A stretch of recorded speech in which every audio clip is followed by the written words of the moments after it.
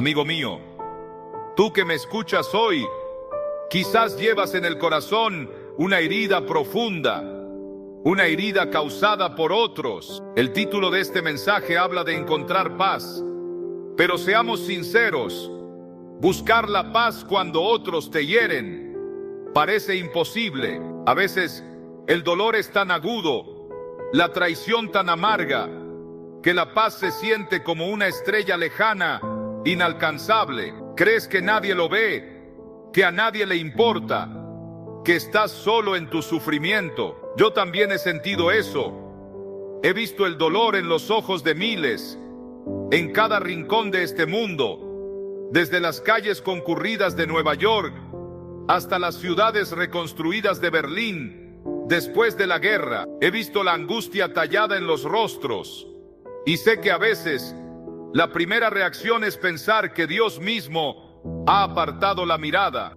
Pero déjame decirte algo con toda la autoridad de la palabra de Dios. Estás perdiendo el tiempo creyendo que Dios no ve tu dolor.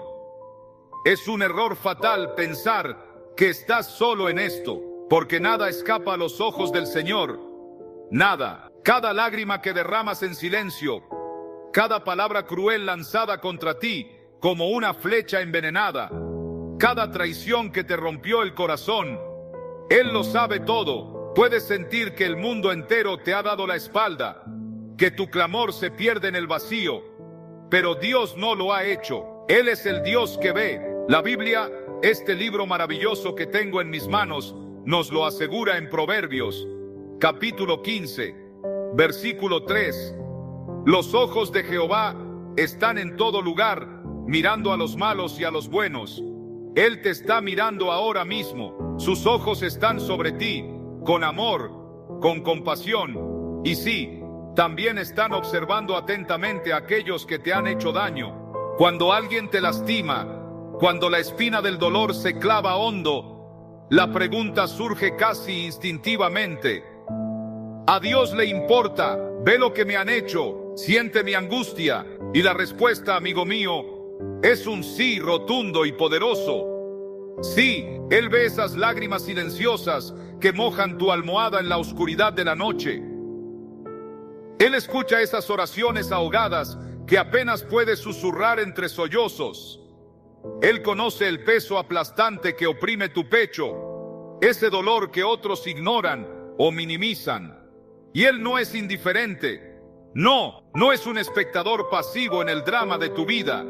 El Dios que ve es también el Dios que actúa. Recuerda la historia de Agar, allá en el desierto árido y cruel, narrada en el libro del Génesis. Fue sierva, fue usada, fue maltratada, expulsada con su hijo, abandonada a su suerte, esperando la muerte bajo el sol abrasador. Parecía al final, sola, desesperada, sin esperanza humana. Pero en su momento más oscuro, cuando todo parecía perdido, ¿quién apareció? Dios se le reveló, y ella, con el corazón asombrado y agradecido, lo llamó El Roi, que significa tú eres el Dios que me ve. Lo encuentras en Génesis, capítulo 16, versículo 13. ¡Qué nombre tan maravilloso para nuestro Dios! Ese mismo Dios, el Dios que vio a Agar en su desesperación, te ve a ti hoy.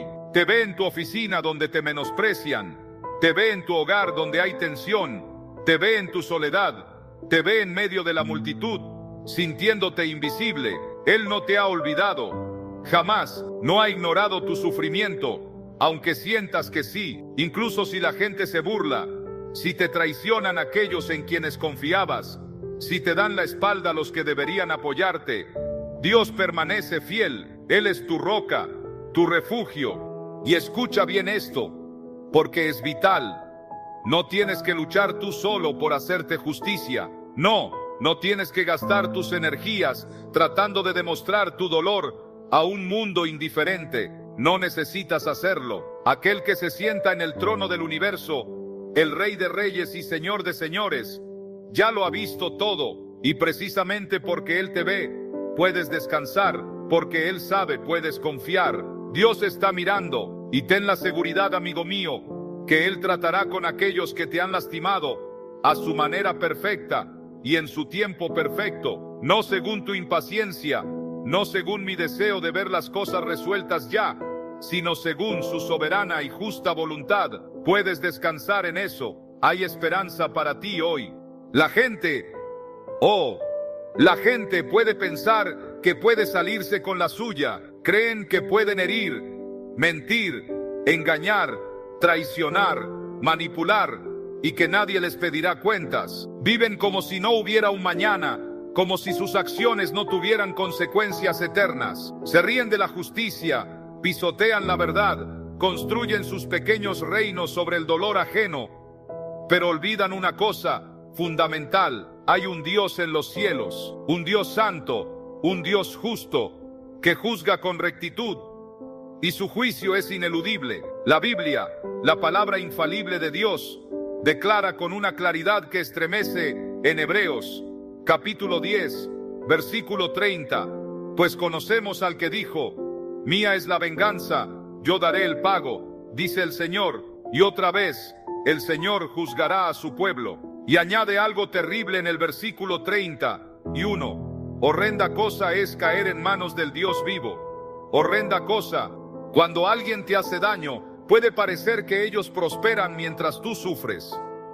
Ves cómo avanzan, cómo ríen, cómo disfrutan de la vida, aparentemente sin consecuencias, mientras tú te quedas recogiendo los pedazos de tu corazón roto, lidiando con el dolor, la amargura, la confusión. Pero no te dejes engañar, no mires solo la superficie. La justicia divina puede parecer lenta a nuestros ojos impacientes, pero una justicia retrasada no es una justicia negada. Dios lleva un registro detallado. Él ve lo que nadie más ve, conoce los motivos ocultos detrás de las sonrisas falsas, los pecados secretos cometidos en la oscuridad, las injusticias que la gente cree haber enterrado para siempre. Nada está oculto a sus ojos, y Él juzgará. Oh sí, Él juzgará.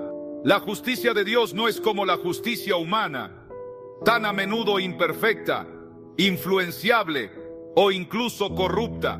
Nosotros queremos un castigo inmediato.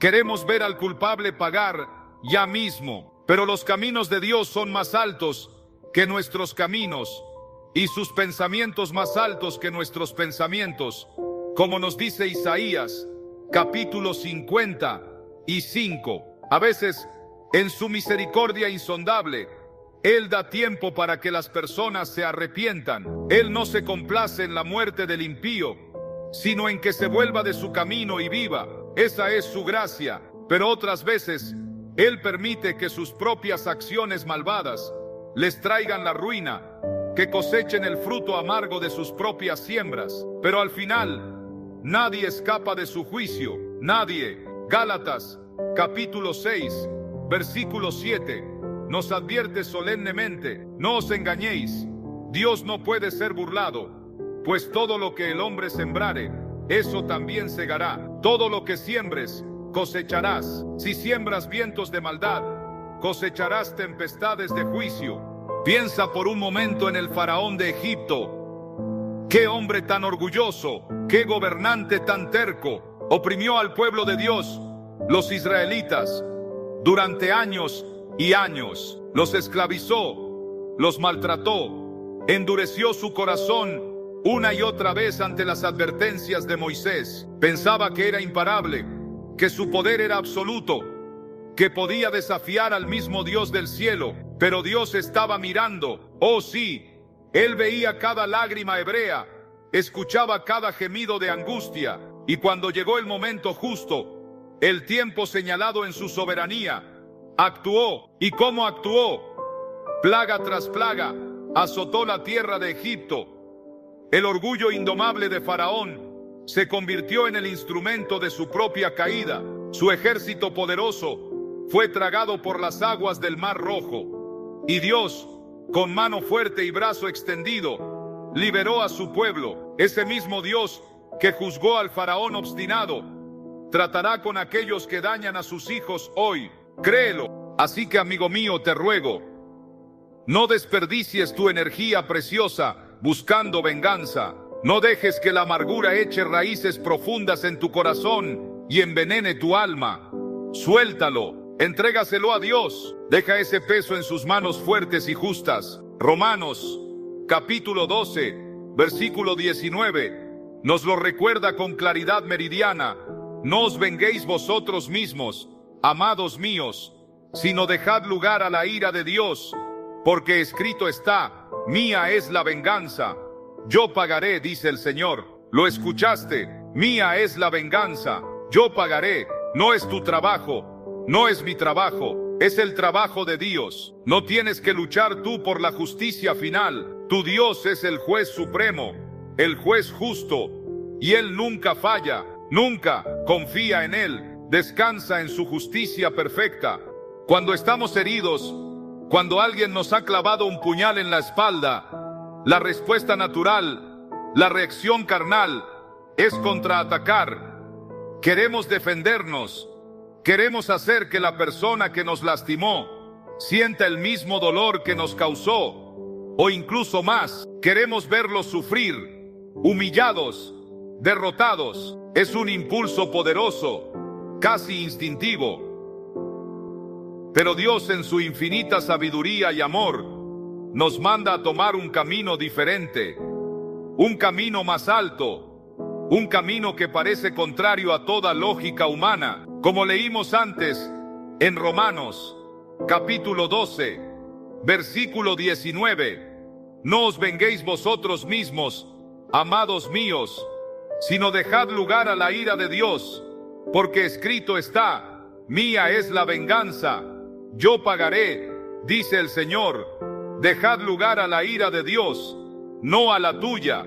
La venganza, amigo mío, es una trampa mortal del enemigo. Se disfraza de justicia, se siente como algo que merecemos, como un derecho a reclamar, pero al final solo conduce a más dolor, a más ira, a más destrucción. Es un ciclo vicioso que no tiene fin. Cuando tomamos el asunto en nuestras propias manos, cuando decidimos ser juez, jurado y verdugo, nos salimos peligrosamente del plan perfecto de Dios y entramos en un terreno pantanoso, un ciclo interminable de amargura y resentimiento. ¿Y sabes qué? Terminamos lastimándonos a nosotros mismos mucho más que a la persona que nos hizo daño originalmente. La falta de perdón, el deseo de venganza, es como beber veneno esperando que muera el otro. Te destruye desde adentro. Pero, qué diferencia cuando entregamos nuestro dolor a Dios, cuando depositamos nuestra causa en sus manos soberanas,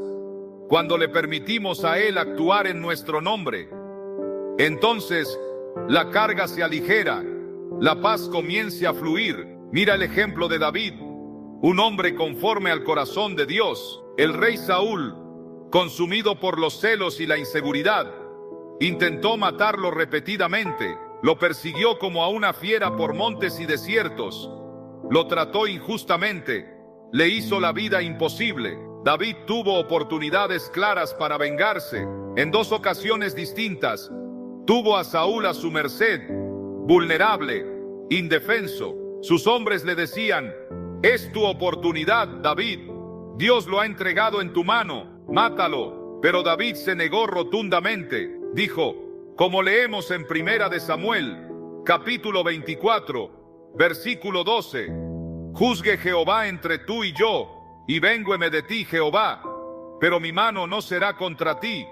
¡Qué fe! ¡Qué confianza en la justicia divina! David confió en que Dios manejaría a Saúl. ¿Y qué pasó al final? Dios lo hizo. Saúl fue removido del trono de una manera trágica, y David, a su debido tiempo, fue exaltado y ungido como rey sobre todo Israel. El tiempo de Dios es perfecto. Cuando nosotros nos hacemos a un lado, cuando renunciamos a nuestro supuesto derecho a la venganza y confiamos plenamente en Dios, le damos espacio para trabajar, le permitimos desplegar su poder y su sabiduría. Él sabe cómo lidiar con aquellos que nos lastiman de maneras que nosotros ni siquiera podríamos imaginar. Su justicia es perfecta, sin mancha, sin error, y su tiempo es preciso.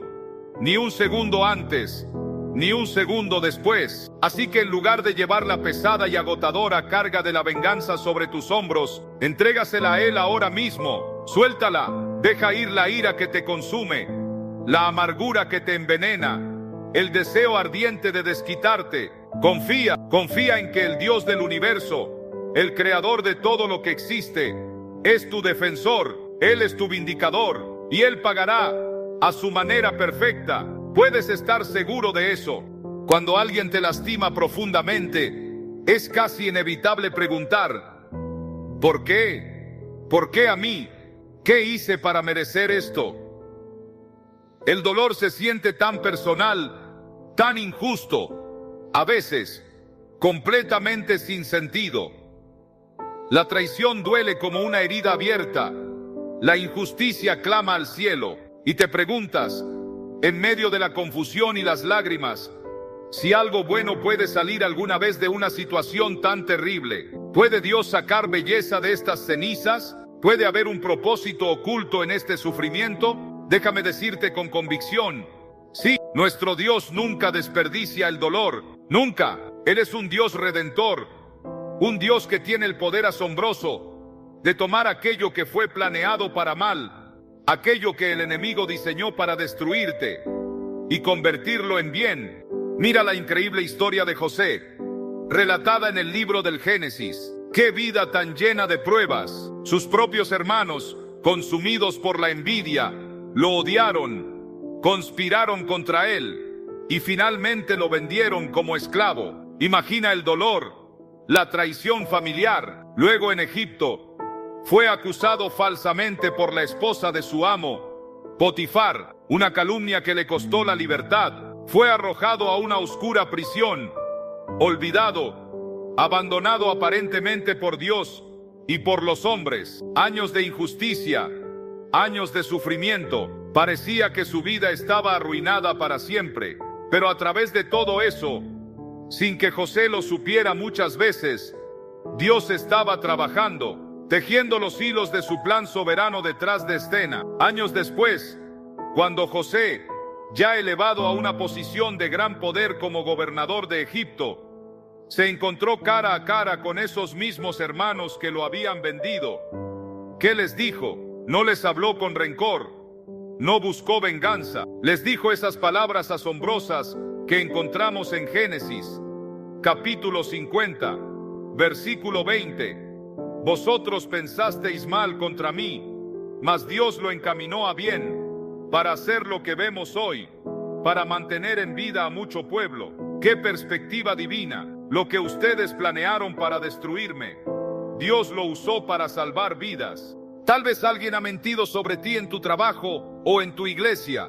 Tal vez un amigo íntimo, alguien en quien confiabas ciegamente, te ha traicionado de la peor manera. Tal vez has sido tratado injustamente por el sistema, por las autoridades, por personas con poder. Duele, claro que duele. El corazón sangra, la confianza se rompe.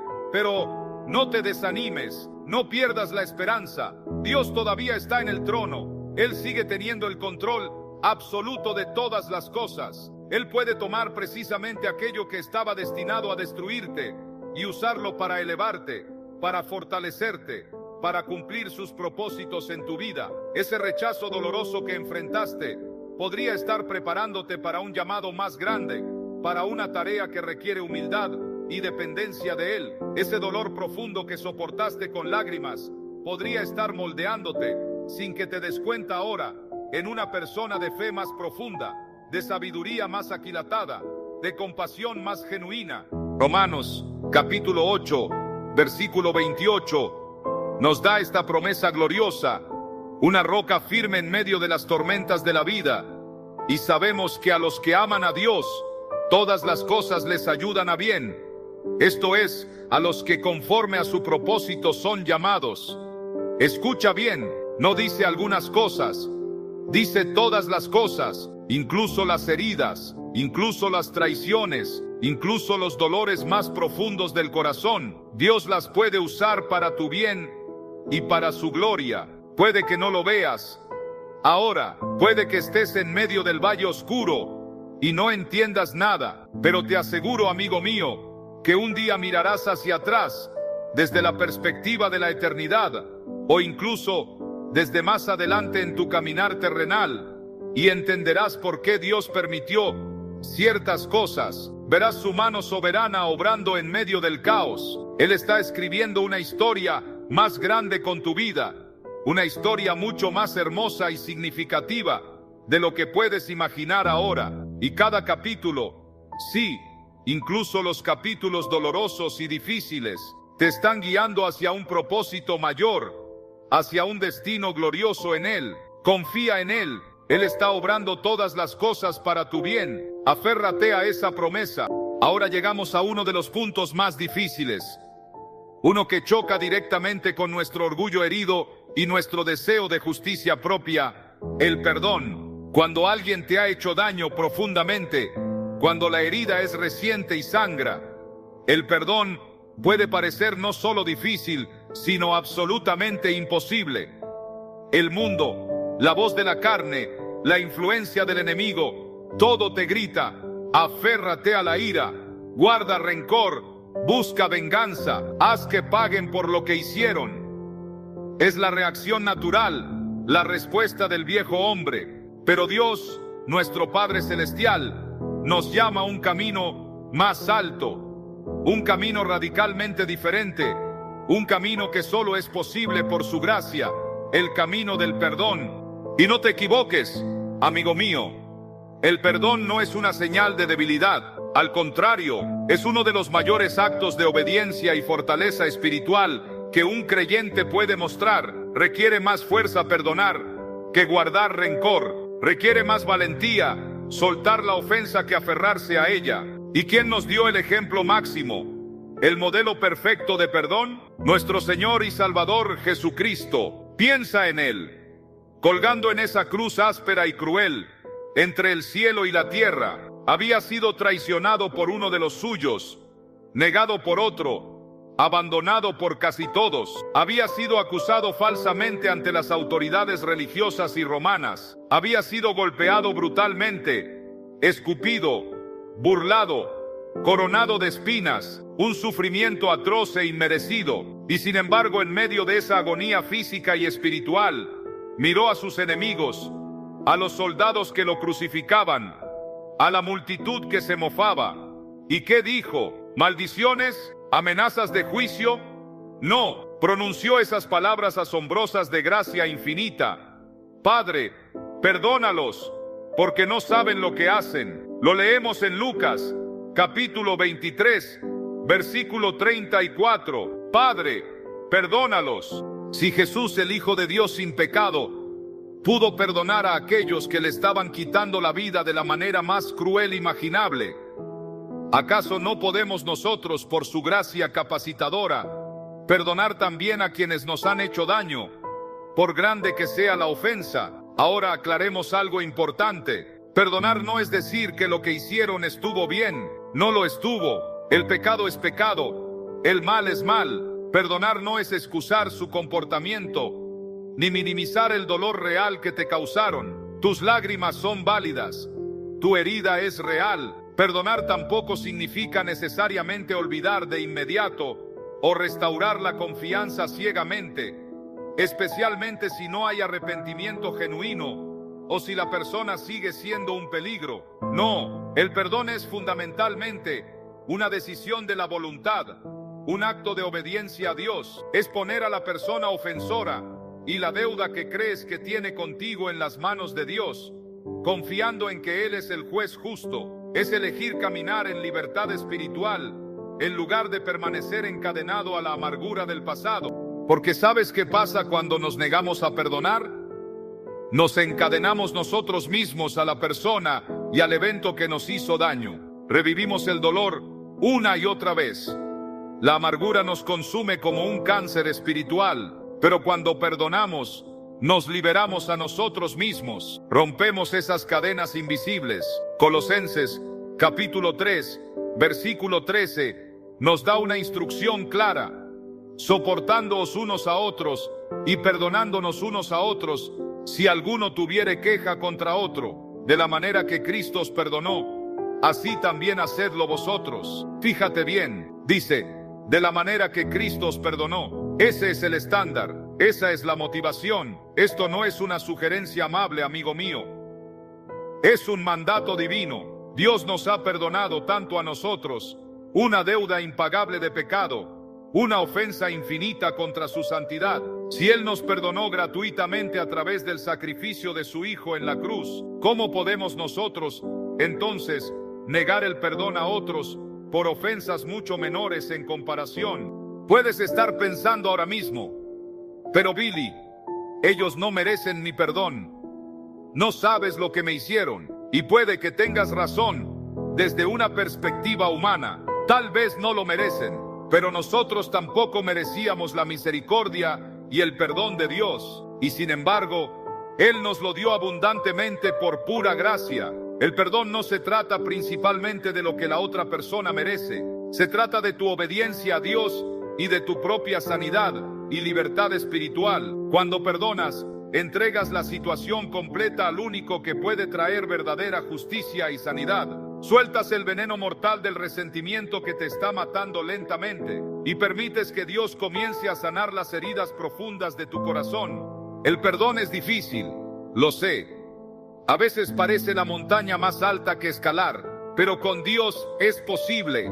Él no te pide que lo hagas con tus propias fuerzas. Pídele su ayuda, su gracia, su poder para perdonar. Y cuando eliges obedecer su mandato, incluso cuando tus sentimientos gritan lo contrario, descubrirás que ese peso enorme que has estado cargando durante tanto tiempo se levanta. Sentirás una liberación increíble y su paz, esa paz que sobrepasa todo entendimiento, comenzará a llenar el vacío que dejó el dolor. Hay esperanza para ti hoy. El perdón es la llave que abre la puerta a tu propia libertad.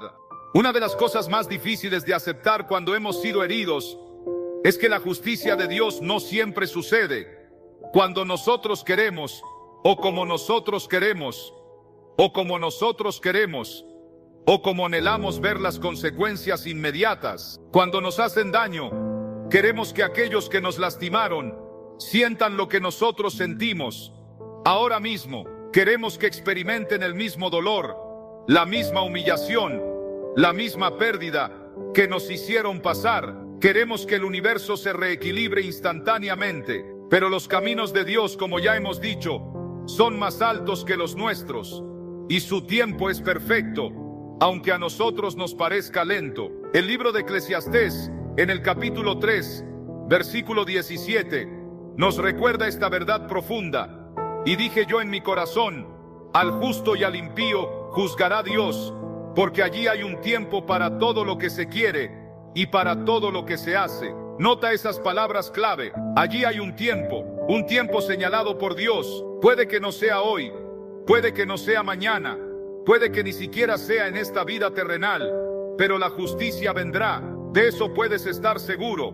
Mira la parábola que contó Jesús sobre el hombre rico y Lázaro, registrada en Lucas, capítulo 16, versículos 19 al 31. El hombre rico vivía en un lujo deslumbrante, banqueteando cada día, vestido de púrpura y lino fino, mientras que a su puerta yacía un mendigo llamado Lázaro, cubierto de llagas, anhelando comer siquiera las migajas que caían de la mesa del rico. Los perros venían y le lamían las llagas. ¡Qué cuadro tan desolador! Parecía terriblemente injusto. El rico prosperaba ignorantemente, mientras el justo sufría miserablemente.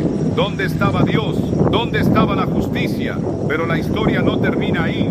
Gracias a Dios, cuando ambos murieron, los papeles se invirtieron dramáticamente. Lázaro fue llevado por los ángeles al seno de Abraham, un lugar de consuelo y paz, mientras que el hombre rico se encontró en el Hades, en medio de tormentos terribles. La justicia de Dios llegó, aunque fuera después de la muerte. El tiempo de Dios no es nuestro tiempo. Debemos confiar, amigo mío, en que Dios ve el panorama completo, la imagen entera, no solo el pequeño fragmento que nosotros percibimos. Él conoce los motivos ocultos del corazón, las cosas hechas en secreto, en la oscuridad, las injusticias que parecen haber quedado impunes a los ojos del mundo. Nada se le escapa. Él es paciente, sí, como nos dice, Segunda de Pedro, capítulo 3, versículo 9. El Señor no retarda su promesa, según algunos la tienen por tardanza, sino que es paciente para con nosotros, no queriendo que ninguno perezca, sino que todos procedan al arrepentimiento. Su paciencia es una muestra de su misericordia, dando oportunidad para que la gente se vuelva a Él. Pero no confundas su paciencia con aprobación o indiferencia. Él no permitirá que los malvados queden sin control para siempre. Su justicia prevalecerá. Así que no te desanimes, no te desesperes cuando veas al impío prosperar aparentemente, cuando parezca que aquellos que te lastimaron se están saliendo con la suya, que viven sin preocupaciones mientras tú cargas con las cicatrices. Recuerda que su historia no ha terminado. El último capítulo aún no se ha escrito. La justicia de Dios viene en su tiempo perfecto y a su manera perfecta. Y cuando Él actúe, su juicio será absolutamente justo, recto y definitivo. Confía en Él, descansa en su soberanía. Él nunca falla, Él hará justicia. Vivimos en un mundo caído, un mundo donde las personas a menudo creen que pueden hacer el mal y escapar de las consecuencias. Manipulan, mienten, traicionan, hieren a otros, pensando que no habrá un precio que pagar, que sus acciones quedarán impunes, que nadie los llamará a rendir cuentas. Pero la Biblia, la palabra eterna de Dios, es absolutamente clara en este punto. Dios disciplina a aquellos que actúan malvadamente. Ningún pecado pasa desapercibido ante sus ojos santos. Ningún mal es ignorado por aquel que gobierna los cielos y la tierra con justicia perfecta. El libro de Hebreos en el capítulo 12, versículo 6, lo dice sin rodeos, porque el Señor al que ama disciplina y azota a todo el que recibe por hijo. Ahora podrías pensar, pero esa disciplina es para los hijos de Dios, para los creyentes. Y es verdad que Dios corrige a sus hijos por amor, para nuestro bien. Pero el principio de que Dios trata con el pecado y la maldad se aplica universalmente. Dios es un Padre amoroso para los suyos, pero también es un juez justo para todos. Él no deja que el pecado continúe sin control indefinidamente, ya sea a través de dificultades inesperadas, pérdidas dolorosas, la exposición pública de sus maldades, o incluso a través de la intervención divina directa. Dios tiene maneras de corregir a los que hacen el mal y de llamar su atención. Piensa en el poderoso rey Nabucodonosor, cuya historia leemos en el libro de Daniel, capítulo 4. Era el monarca más poderoso de la tierra en su tiempo. Gobernaba un vasto imperio, pero su corazón se llenó de orgullo. Se paseaba por su palacio y decía: ¿no es esta la gran Babilonia que yo edifiqué para casa real con la fuerza de mi poder y para gloria de mi majestad? Se creía un dios, pensaba que estaba por encima de todo y de todos, incluido el Dios verdadero del cielo. Pero Dios, en su soberanía, lo humilló de una manera impactante. Le quitó su reino, perdió la razón y vivió como un animal salvaje en el campo, comiendo hierba como los bueyes, su cuerpo mojado por el rocío del cielo, hasta que reconoció que el Altísimo tiene dominio en el reino de los hombres y que lo da a quien Él quiere. La disciplina de Dios no fue para destruirlo, sino para corregirlo, para llevarlo al arrepentimiento y al reconocimiento de su soberanía. Y funcionó. Nabucodonosor finalmente levantó sus ojos al cielo, alabó y glorificó al Rey del cielo. De la misma manera, cuando las personas te lastiman, Dios trata con ellos a su manera y en su tiempo. A veces, su disciplina viene en esta vida, como le pasó a Nabucodonosor. Vemos cómo sus propios planes malvados se vuelven contra ellos, cómo pierden lo que más valoraban, cómo sus pecados ocultos salen a la luz. Otras veces, Dios, en su paciencia, les da más tiempo para arrepentirse antes de que enfrenten el juicio final y eterno. Pero ten la seguridad, amigo mío, nadie peca impunemente contra los hijos amados de Dios y se aleja sin ser desafiado por el juez del universo. Gálatas, capítulo 6, versículo 7, nos advierte de nuevo: no os engañéis, Dios no puede ser burlado, pues todo lo que el hombre sembrare, eso también segará, la cosecha legará. Es por eso que no necesitamos buscar venganza nosotros mismos. Dios se encargará de ello. Su disciplina no es como la nuestra, a menudo impulsada por la ira o el deseo de hacer daño. La disciplina de Dios es siempre justa, siempre perfecta y siempre tiene un propósito. Corrige a los malvados para que, si es posible, se aparten de sus caminos destructivos, y protege a su pueblo amado de más daño. Si alguien te ha hecho daño, si llevas esa herida abierta, déjalos en las manos sabias y justas de Dios. Su disciplina es infinitamente más efectiva y apropiada que cualquier cosa que tú o yo podamos hacer. Y cuando Él se mueve, cuando Él interviene, siempre es justo, siempre es perfecto y siempre es de acuerdo a su santa y soberana voluntad. Confía en su justicia. Cuando somos lastimados por otros, especialmente por aquellos que amamos o en quienes confiábamos, nuestra primera reacción es a menudo preguntar: ¿por qué, Dios? ¿Por qué permitiste que esto sucediera?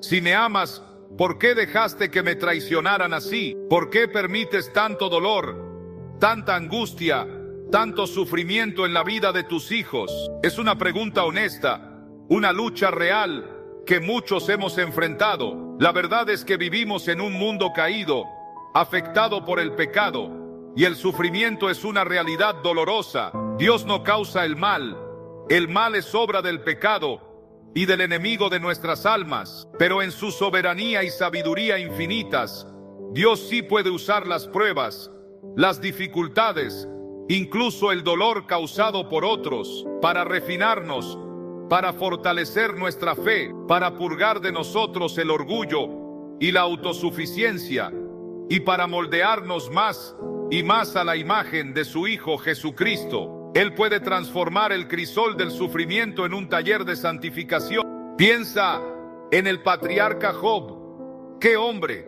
La Biblia lo describe como perfecto y recto, temeroso de Dios y apartado del mal. Un hombre de una integridad excepcional. Y sin embargo, Dios permitió que Satanás lo probara de maneras terribles. Job perdió todo en un solo día: sus hijos, sus siervos, sus riquezas.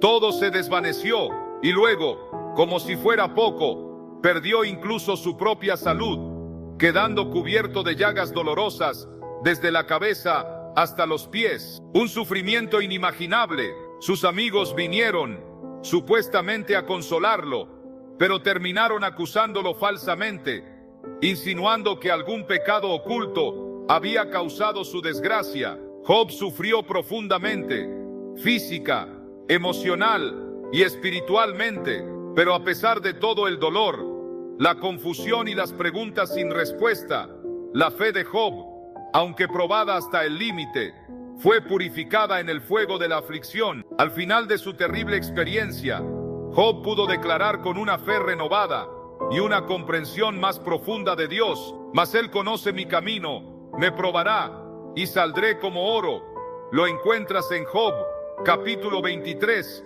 versículo 10. Saldré como oro. El fuego no lo destruyó, lo refinó. A veces, amigo mío, el dolor revela cosas en nosotros que la comodidad y la prosperidad nunca podrían sacar a la luz.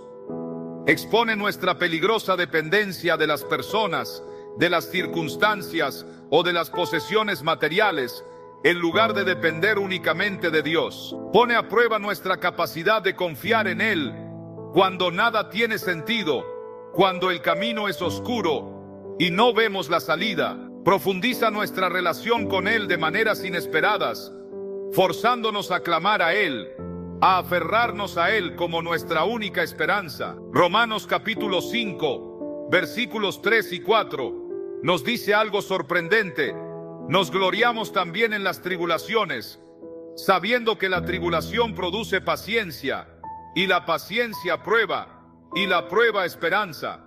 Fíjate en esa progresión. El sufrimiento, cuando lo enfrentamos con fe, produce perseverancia. La perseverancia desarrolla un carácter probado, fuerte, maduro, y ese carácter forjado en la prueba nos da una esperanza firme e inquebrantable en Dios. Lo mismo que estaba destinado a quebrantarte es lo que Dios puede usar para edificarte, para hacerte más fuerte, más sabio, más compasivo, más como Jesús.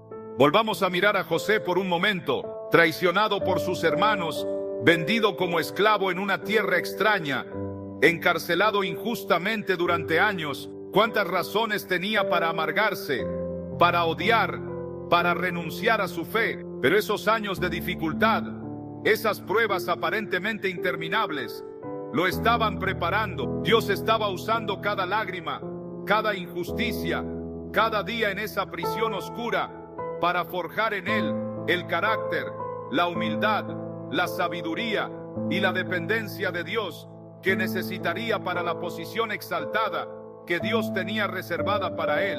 Si José nunca hubiera enfrentado la traición de sus hermanos, si nunca hubiera sido esclavo en la casa de Potifar, si nunca hubiera sufrido la injusticia de la prisión, nunca se habría convertido en el segundo al mando de todo Egipto, nunca habría tenido la oportunidad de salvar a innumerables vidas del hambre, incluyendo a los mismos hermanos que lo habían lastimado tan profundamente.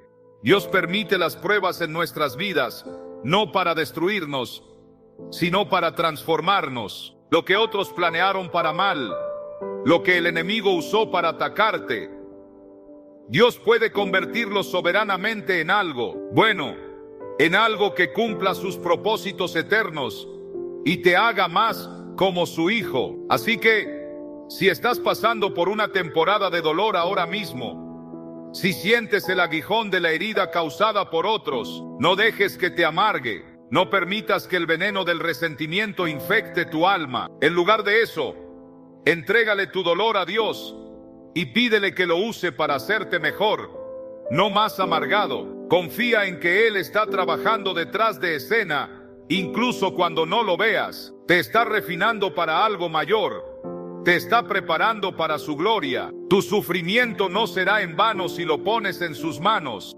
Cuando sufrimos por culpa de otros, a menudo nos sentimos terriblemente solos. Sentimos como si nadie en el mundo pudiera realmente entender la profundidad de nuestro dolor, la injusticia que hemos experimentado. Nuestros amigos pueden ofrecer palabras de consuelo, nuestra familia puede tratar de apoyarnos, pero a veces sentimos que nadie capta verdaderamente la angustia que llevamos dentro. Nos sentimos incomprendidos, aislados en nuestro sufrimiento. Pero déjame asegurarte hoy que hay alguien que sí entiende perfectamente. Hay uno que conoce cada matiz de tu dolor, porque Él mismo lo experimentó de la manera más intensa posible. ¿Quién es? Es Jesucristo, el Hijo de Dios.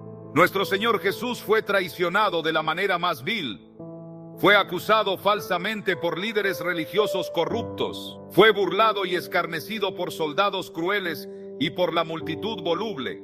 Fue golpeado brutalmente hasta quedar desfigurado. Y finalmente fue crucificado como un criminal común. Él, el único hombre perfecto que jamás ha caminado sobre esta tierra, fue rechazado y asesinado por las mismas personas que vino a salvar. Si alguien en el universo entiende lo que significa ser herido por otros, es Él. Él lo vivió en carne propia. Piensa en Judas Iscariote, uno de los 12, uno de los discípulos más cercanos de Jesús. Caminó con Él durante 3 años y medio. Presenció sus milagros asombrosos, la multiplicación de los panes, la sanidad de los enfermos, la resurrección de los muertos. Escuchó sus enseñanzas transformadoras directamente de sus labios. Compartió comidas con Él, viajó con Él, y sin embargo, por 30 miserables piezas de plata, el precio de un esclavo, Judas traicionó a su maestro con un beso. Imagina eso, un beso, el símbolo del afecto y la amistad, usado como señal para entregar al Hijo de Dios a sus enemigos. Traicionado no por un enemigo declarado, sino por un amigo íntimo. El Salmo 41, versículo 9, lo profetizó siglos antes, hablando mesiánicamente de esto. Aun el hombre de mi paz, en quien yo confiaba, el que de mi pan comía, alzó contra mí el calcañar. el dolor de la traición de un amigo cercano. Luego vino Pedro, Simón Pedro, el discípulo impetuoso, el que había declarado: aunque todos se escandalicen de ti, yo nunca me escandalizaré. Aunque me sea necesario morir contigo, no te negaré. Palabras valientes. Pero cuando Jesús fue arrestado en el huerto de Getsemaní, cuando la presión aumentó, cuando el miedo se apoderó de él, Pedro lo negó, no una vez, ni dos, sino 3 veces.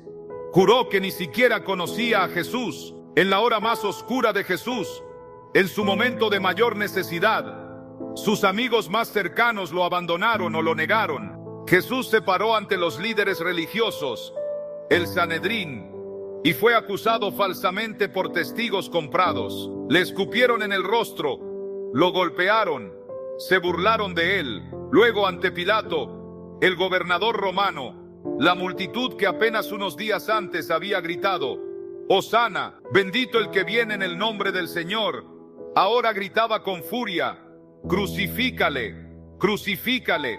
Lo leemos en Mateo, capítulo 27, versículo 22. ¡Qué volubilidad! ¡Qué injusticia!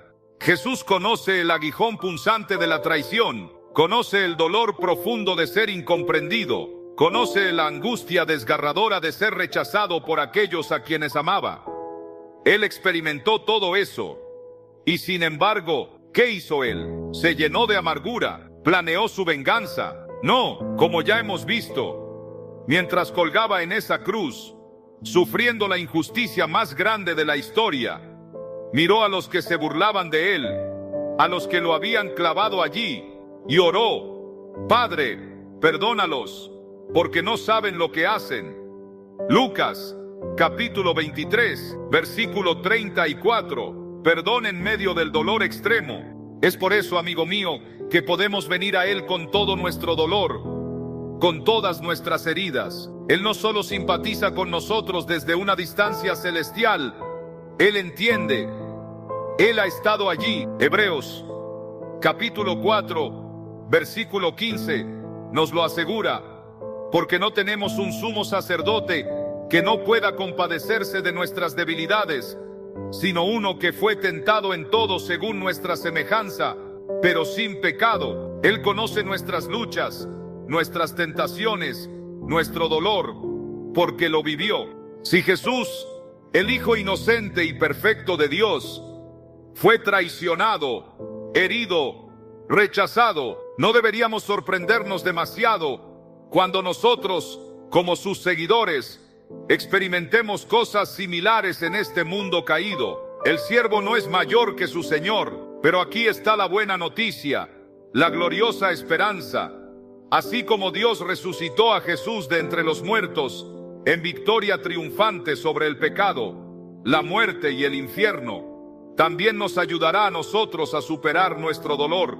Él nos levantará, nos dará la victoria. Si has sido traicionado, si te han herido profundamente, no estás solo. Jesús camina contigo en medio de tu valle de lágrimas, y a través de Él, por su poder y su gracia, vencerás. Hay esperanza en Jesús.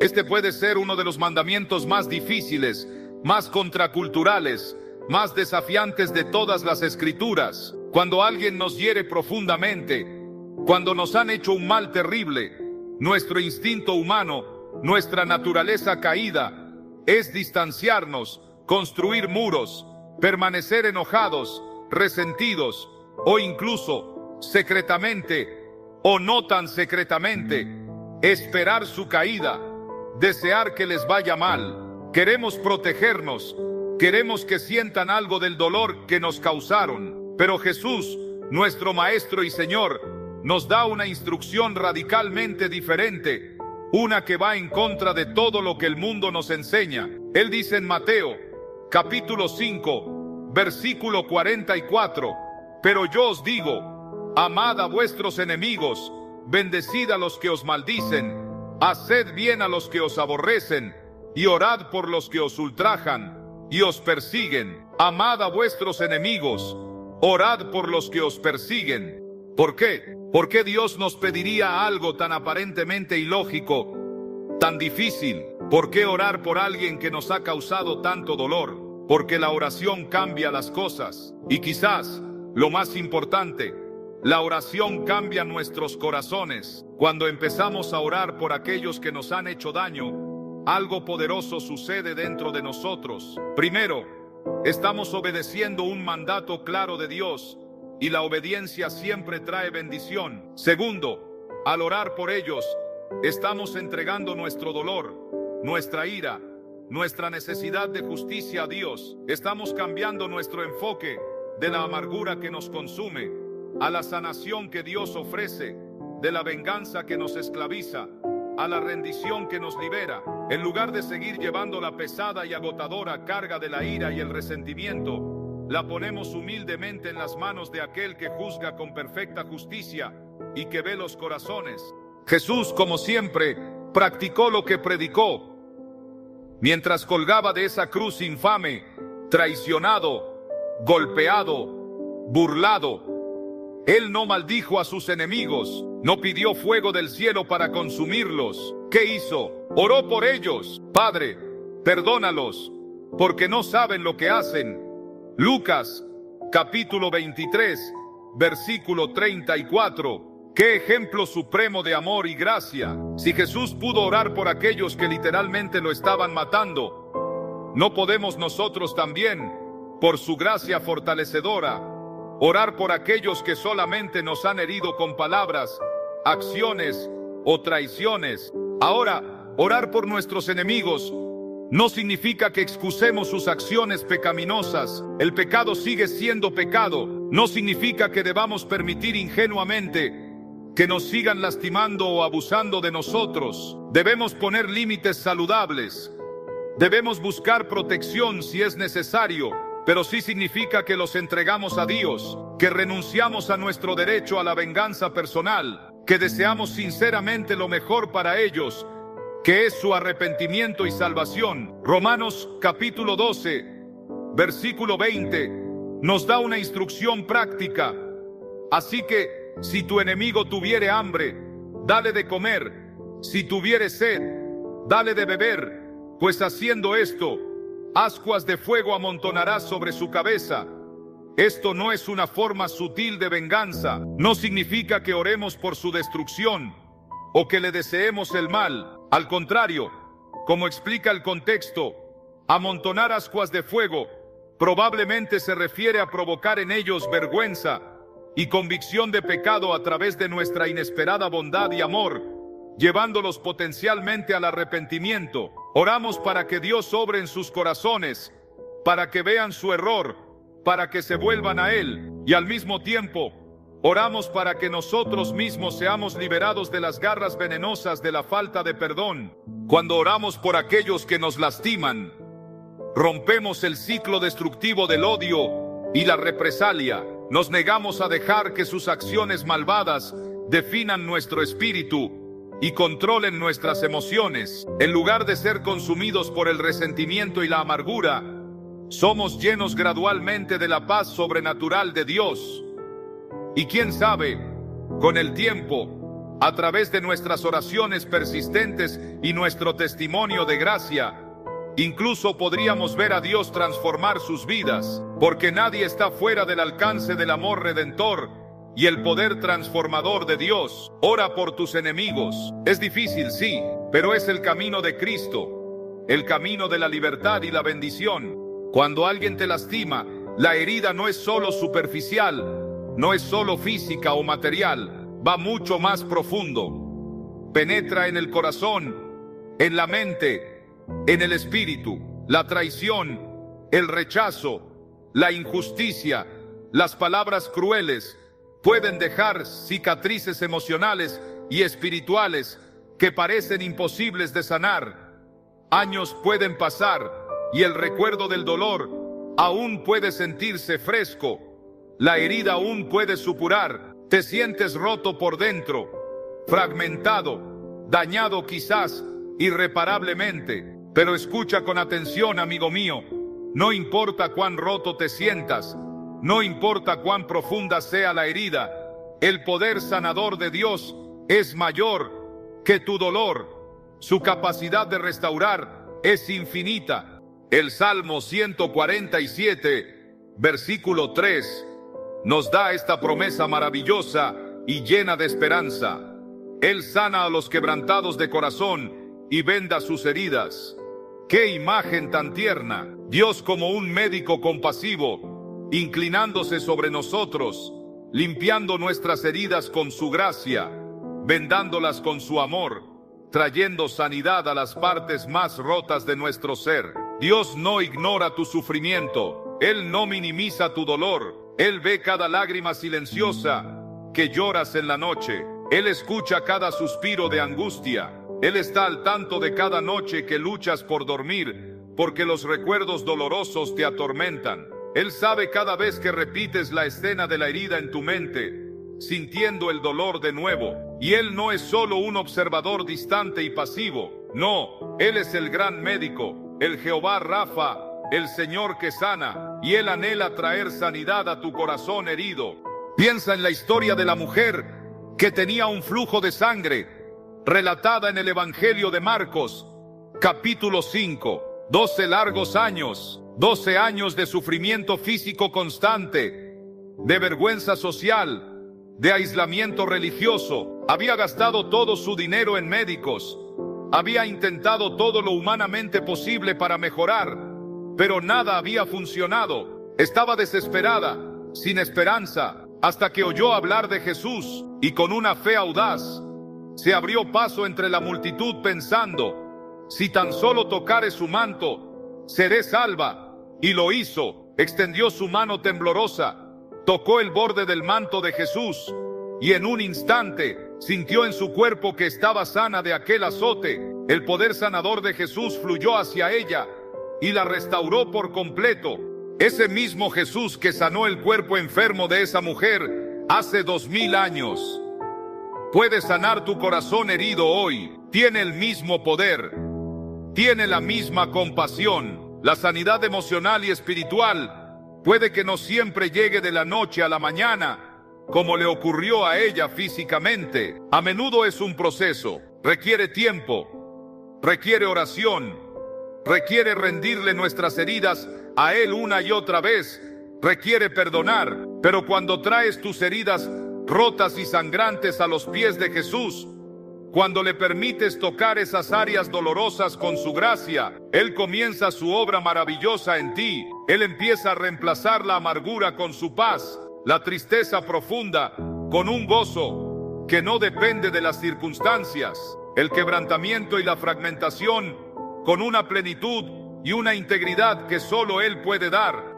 Isaías capítulo 61, versículo 3, describe hermosamente esta obra transformadora de Dios en los corazones heridos. Dice que Él viene a ordenar que a los afligidos de Sayón se les dé gloria en lugar de ceniza, óleo de gozo en lugar de luto, manto de alegría en lugar del espíritu angustiado. ¡Qué intercambio tan glorioso! Belleza por cenizas, gozo por luto, alabanza por desesperación. Esa es la obra que Dios quiere hacer en ti.